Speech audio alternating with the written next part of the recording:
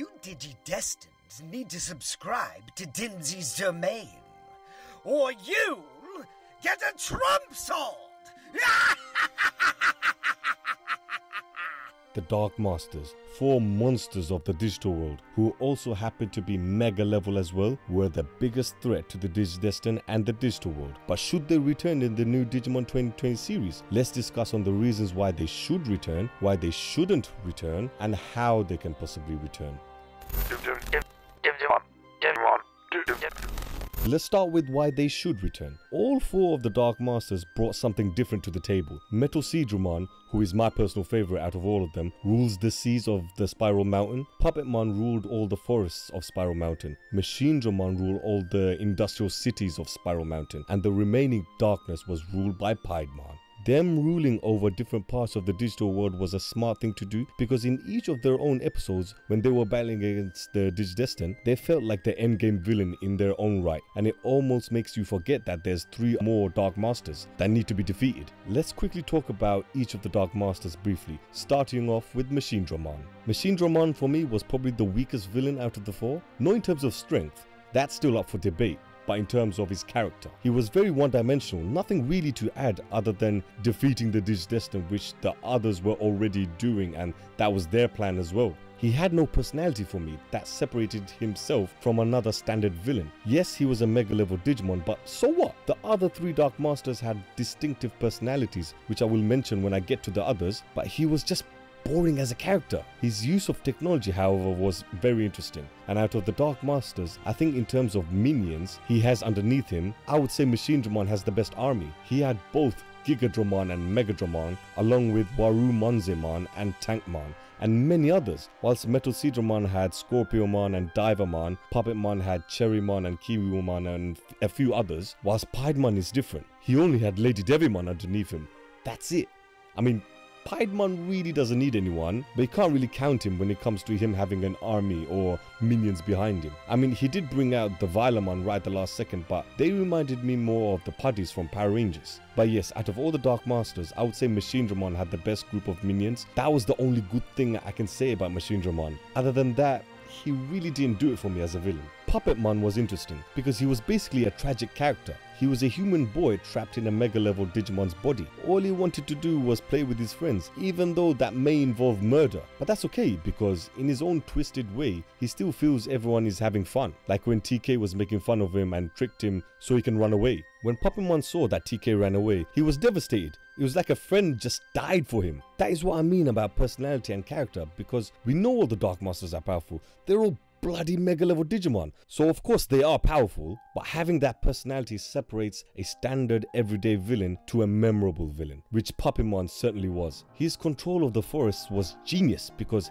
he's a puppet master. He can not only control people with his strings and voodoo dolls, but the actual forest itself. Like with the press of a button, he can make the ground go backwards, forwards, sideways, whatever he wants. So that was epic to see. Metalseadramon, who is my personal favourite out of the 4, for me the reason why I love him so much is solely because of the dub. The dub makes him so damn entertaining, you can't help but bust out laughing. I'm going to release a future video on the top 10 Digimon villains where I will go more into depth why I love Metalseadramon. Spoiler alert, he's on the list, but you guys won't know where on the list, so stay tuned for that video. But yeah, Metalseadramon ruled the sea. The Digidestined had to hide inside of Waymon in order to escape. If not for him, the Digidestined definitely would have died. If not for Scorpiomon's incompetence and Waymon's loyalty, Metalseadramon would have been the one to defeat the Digidestined. Piedmon, the only one out of the 4 that didn't need any minions and was saved to be the final Dark Master. What do you say about Piedmon? He was just a force of nature. He was laughing at Wargreymon and Metal Garurumon. You know it's a big deal when Tai tells Sora and Joe to go look for Matt, because he knows Wargreymon won't be able to beat him by himself. And Wargreymon took out Metalseadramon and Machindramon. Just the moves that Piedmon used. The Trump sword attack, which duplicates the swords and sometimes pretends that it's not an actual sword. It kinda reminded me of the Magical Hat spell card from Yu-Gi-Oh! The anime with the Disappearing Act. By the way, check out our Yu-Gi-Oh! Content. We're gonna have big Project Yu-Gi-Oh! videos coming out soon, so stay tuned for those videos. But back to Piedmon.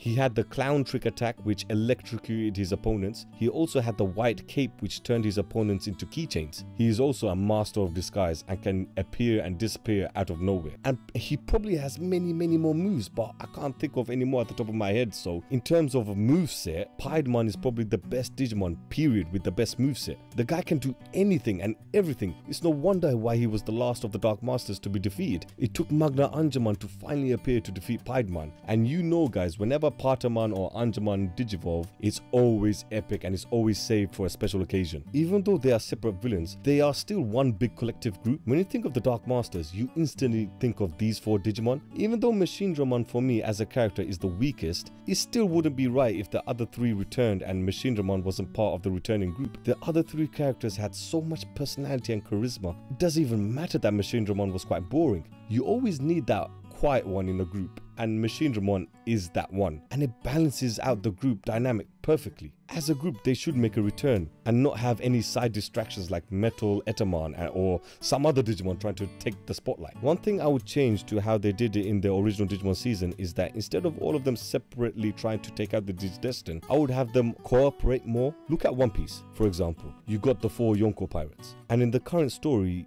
in the Wano arc, you have 2 of these Yonko pirates forming an alliance to make one big massive army. And just like the Yonko, the 4 Dark Masters also had their own territory, like I mentioned earlier in the video. So why not actually join forces and team up and have one big army? Even though all 4 were in the same side, they weren't actively working together. They were still fighting the Digidestin separately, which was their mistake. Look at the introduction of the Dark Masters. It was just them completely dominating the Digidestin partner Digimon, including Wargreymon and Metalgarurumon, and it was the only time we saw them all working together.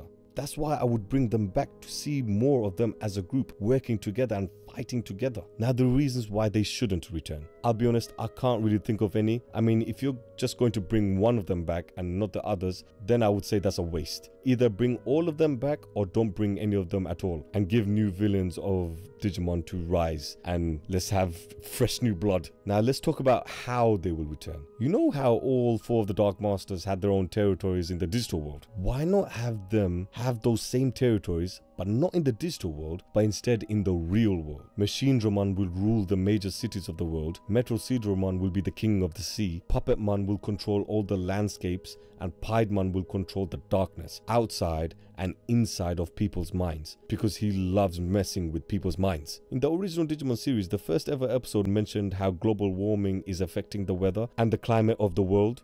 Have these 4 caused so much havoc that they are the reason why global warming is getting worse? We have the history and the lore of Digimon going back thousands of years. Wouldn't it be cool if we found out that these 4 Dark Masters were ancient gods and were secretly ruling the real world, with only a handful of corrupt people in the world's governments knowing who truly does rule the world? They were ruling from ancient times and they were always there, causing an imbalance between the digital world and the real world, because we actually have 4 Digimon ruling the real world. I think that would be epic to see, and the lore and history would be fascinating to see if that actually did happen. I'm going to release a future theory video on the Dark Masters for the new Digimon 2020 series, so stay tuned for that. Guys, let me know if you want to see the Dark Masters return in the new series. Click that notification bell to catch our latest videos as soon as they are released. And as always, care for nothing.